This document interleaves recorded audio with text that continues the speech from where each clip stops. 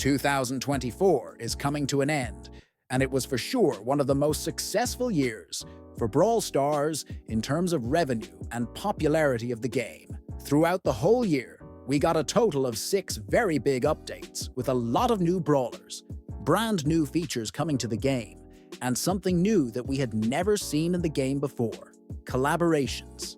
In this video, I will rank every single update from the worst one to the best one and see how they affected the game. In last place, I've got the Angels and Demons update. This update introduced the Angels vs. Demons event, which was the main focus. Every day, you'd get a random coin to decide whether you'd be an angel or a demon. Each side had its own special cards with unique abilities. And let's be real, some of them were super broken. To get these abilities, you had to open Angels and Demons star drops, and after collecting enough, you'd unlock a random ability. Sounds cool and fun, right? So, why is this update in last place? Well, for starters, it was really hard to unlock most of the abilities since you needed tons of star drops. The only way to get them was to either buy them from the shop or play the event's contest. The contest lasted 3 days, and you had to win as many games as possible to get decent rewards. The problem? The modes you could play were terrible, especially Trio Showdown. On top of that, the abilities were just ridiculously broken, so winning games was super hard. Overall, the event wasn't that great. Sure, there were some cool skins, but it was super pay to win and felt really unbalanced. This update also gave us 2 new brawlers. First up was Juju, who was actually pretty balanced. Kinda surprising since Supercell loves adding broken brawlers. Then there was Shade, and let's be honest, he's still broken and annoying to play against. Looks like Supercell hasn't kicked the habit of adding ridiculously overpowered brawlers. The biggest change in this update was the new trophy system and trophy box. Supercell reworked the entire trophy system because the old one was boring and unrewarding. While that's true, the new system isn't much better. Now, any trophies you push over 1,000 during the season are lost at the end. In return, you get a trophy box, which sounds cool and more rewarding, but it's not. Yeah, the new system gives you slightly better rewards, but losing all that progress for some bling and a few pins, not worth it. To make things worse, this new system made it easier to push trophies, which caused trophy inflation. That's definitely not great for the game. Oh, and like every update, we got new hypercharges, but most of them were pretty useless. The only one that was actually good was Stu's hypercharge. Overall, this update was the worst one this year. Let's move on to the next one. The next disappointing update this year was actually the last one, featuring the collaboration between Brawl Stars and Toy Story. The main highlight of this update was, of course, the Toy Story event and the new brawler Buzz Lightyear, who I think is the biggest problem with this update. Buzz Lightyear is a temporary brawler, meaning he's only in the game while the event is live.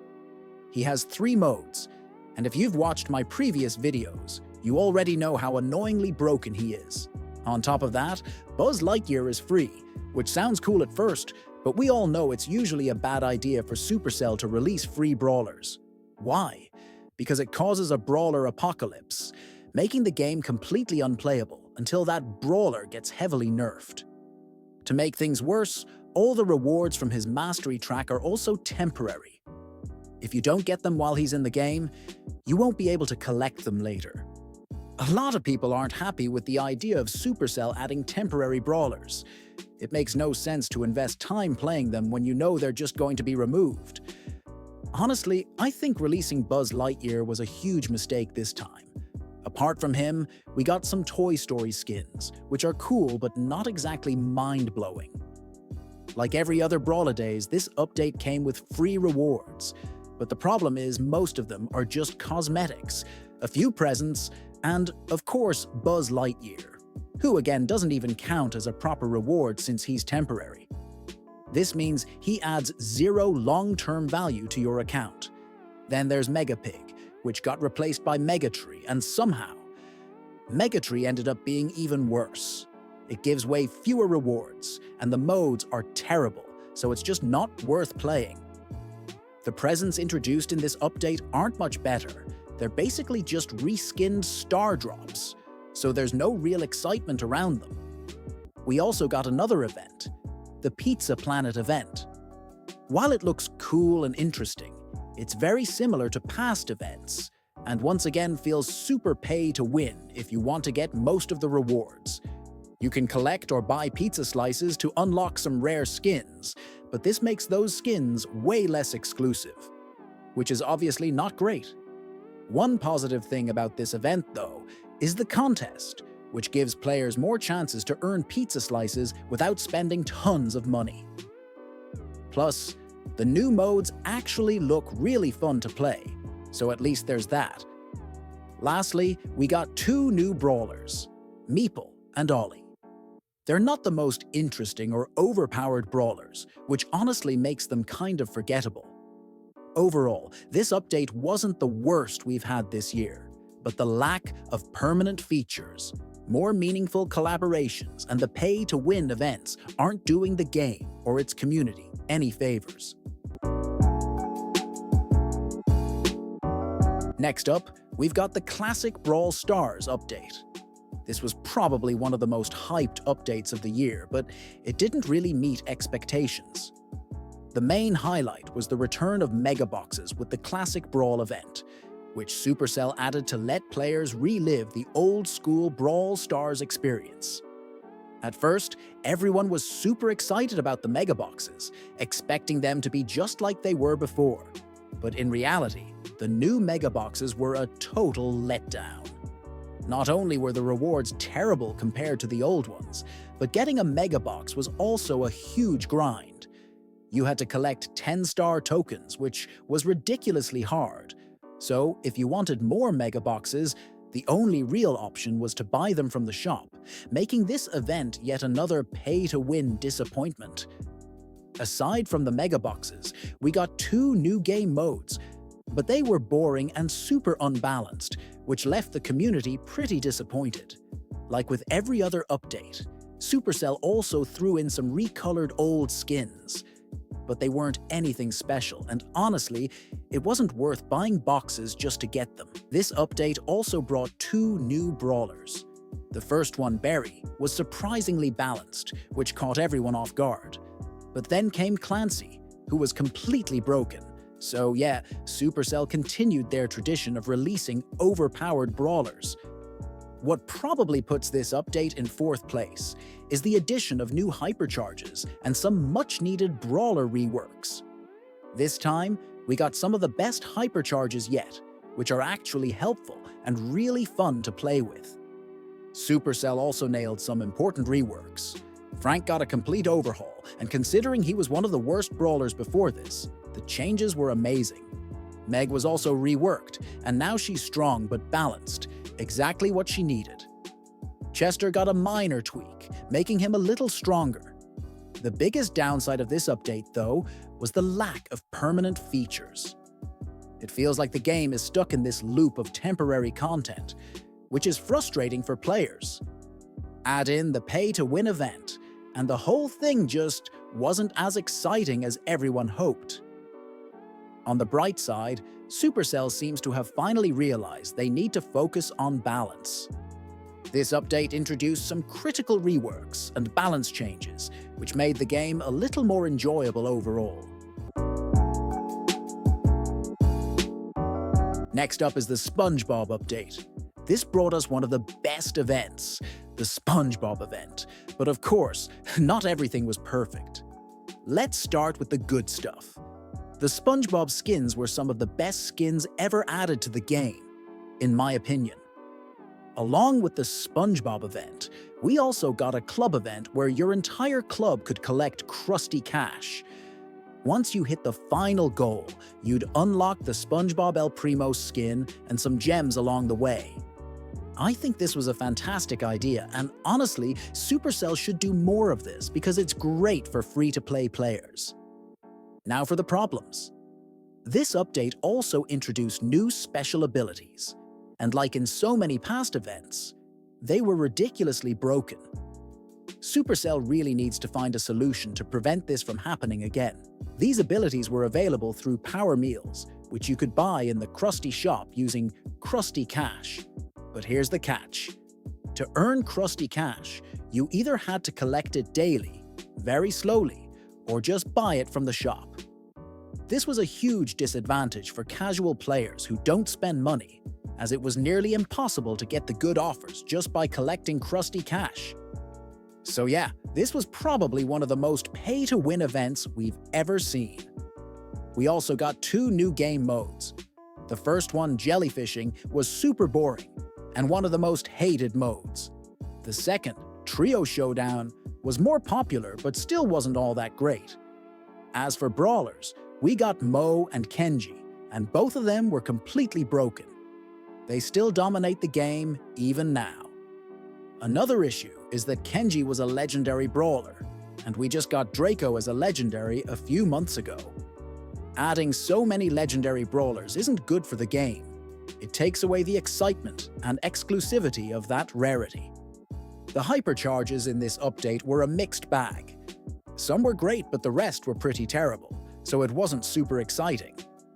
Once again, this update didn't bring anything major. No permanent features, and an extremely pay-to-win event. But at least the SpongeBob skins were awesome, and overall, the experience was still pretty fun. In second place, I'm putting the Godzilla update. This update brought a lot of excitement, and while it had its flaws, it definitely stood out as one of the best updates of the year. First off, we got new special abilities called mutations, and yeah, we all remember how broken some of them were. You could get these mutations from the newly introduced monster eggs, which you could either earn through your daily star drops or buy from the shop with gems. Surprisingly, buying them wasn't a bad deal because the rewards, aside from the mutations, were actually really good. There was also a new game mode called City Smash, and it was a blast. The objective was to destroy the city, and the coolest part was that you could even become Godzilla during the game. Winning matches in this mode also earned you more monster eggs, so there was a good reason to keep playing. Like the SpongeBob event, this update included a club event with some great rewards.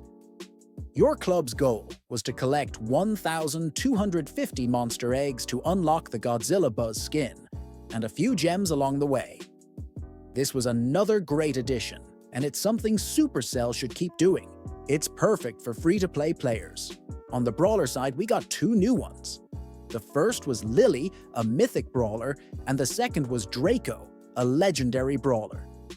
Both were insanely broken at release, which caused some issues, but they were still fun to play.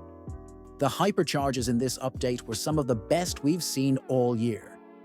Add to that the amazing skins and the overall entertainment value of the event, and it's easy to see why this update stood out.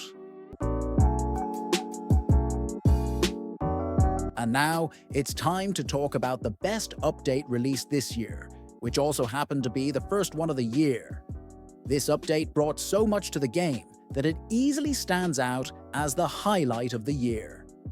Let's start with the 2 new brawlers, Angelo and Melody. Even though both were ridiculously broken on release, they were so fun to play because of their unique mechanics. These new playstyles made them really popular and enjoyable, despite the balancing issues. As always, we got some new hypercharges, and while most weren't too special, a few were incredibly broken and super fun to use. Alongside the hypercharges, we also got the Hypercharge Unleashed event, where you could earn a free hypercharge by completing specific quests. I still don't understand why Supercell doesn't bring this feature back. It was such a great addition and helped free-to-play players a ton. This update also introduced some of the best skins in the game. The Brawl Pass season and all the skins tied to its theme were top tier and really stood out. Another exciting addition was the new solo mode, Trophy Escape. In this mode, you had to collect trophies during the game by either stealing them or eliminating opponents. What made it even better was that you could earn an insane amount of trophies per match, making it easy to push if you had a good strategy. Plus, if you didn't want to risk losing trophies, you could escape early when there were still 5 players left. Sadly, this mode was temporary and has since been removed, but I'd love to see it make a comeback someday.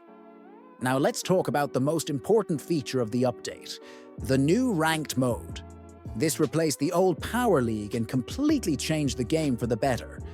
Supercell nailed it with ranked because Power League was just boring and not rewarding enough. With ranked, you can actually see how many points you gain or lose, making it more transparent and satisfying. While there are still some minor issues, it's exactly what most players wanted. Supercell also added modifiers to ranked to make the gameplay more fun. While some players don't like the idea of modifiers in a competitive mode, the majority seem to enjoy it, and it adds variety to the experience. One more thing worth mentioning. Ranked was the only permanent feature we got this year, and that alone makes this update a standout. Overall, this update had everything. New, unique brawlers with fresh mechanics, awesome Brawl Pass themes, and skins that were some of the best ever. A game-changing permanent feature that brought back many players. A fun new mode, even if temporary. This update was, without a doubt, the best update of the year. These were all of the updates Supercell released in 2024. Comment down below which was your favorite update and why. Also, if you have any ideas for other videos, feel free to leave them in the comments. Your idea might be chosen. That's all for this video. Thank you for watching and see you in the next one.